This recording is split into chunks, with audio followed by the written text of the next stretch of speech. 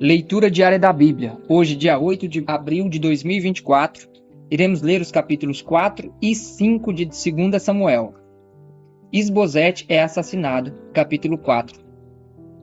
Ao saber que Abner havia morrido em Hebrom, Isbosete, filho de Saul, perdeu a coragem e todo Israel ficou alarmado. Ora, o filho de Saul tinha a seu serviço 2 líderes de grupos de ataque.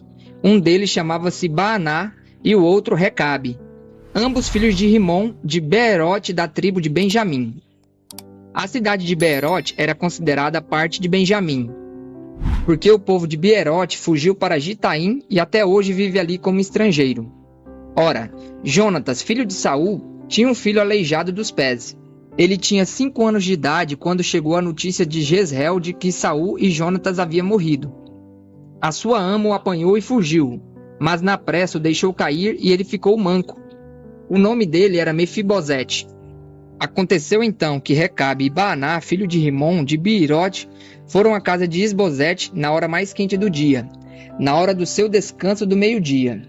Os dois entraram na casa como se fossem buscar trigo e o apunhalaram no estômago. Depois disso, fugiram.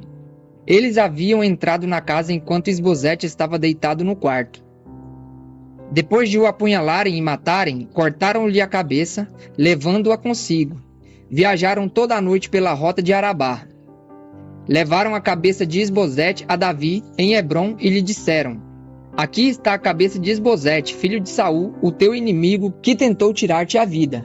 Hoje o Senhor vingou o nosso rei e senhor de Saul e de sua descendência. Davi respondeu a Recabe e a Baaná, o seu irmão, filhos de Rimom, de Beerote: Tão certo como vive o Senhor, que me tem livrado de todas as aflições, quando o homem me disse que Saul estava morto, pensando que me trazia boa notícia, eu o agarrei e o matei em Ziclag, como recompensa pela notícia que me trouxe.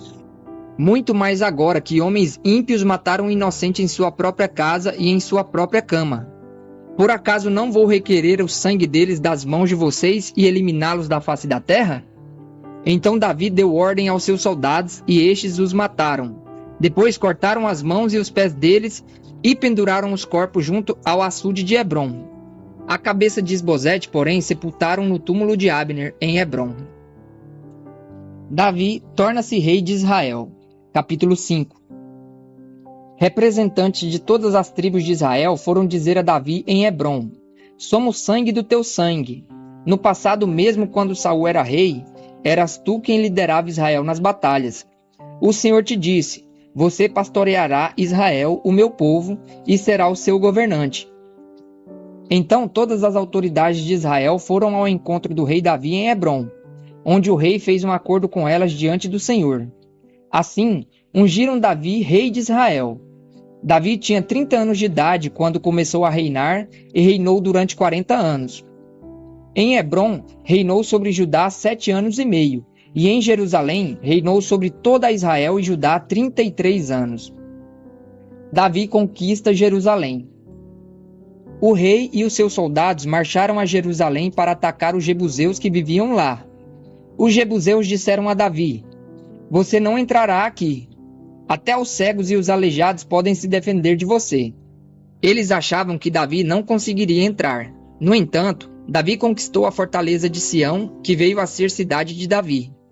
Naquele dia, Davi disse: Quem quiser vencer os jebuseus terá que utilizar a passagem de água para chegar àqueles cegos e aleijados, inimigos de Davi.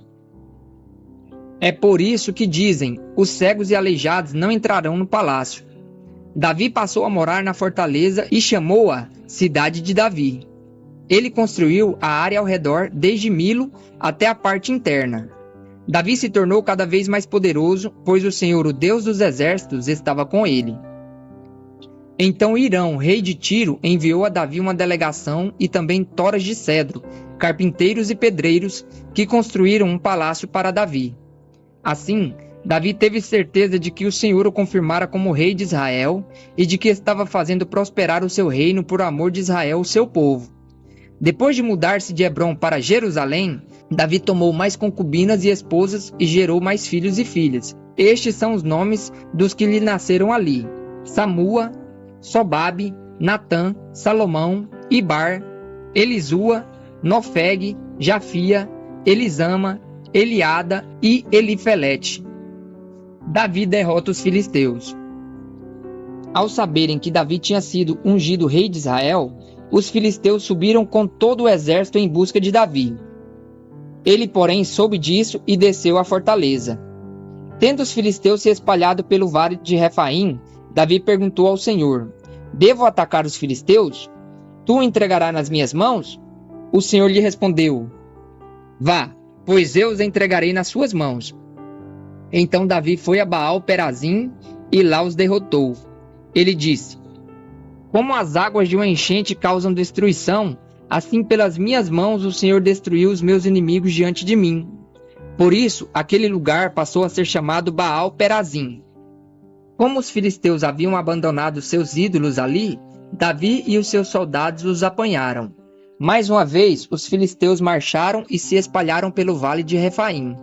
Então Davi consultou o Senhor novamente, que lhe respondeu: Não ataque pela frente, mas dê a volta por trás e ataque em frente das amoreiras.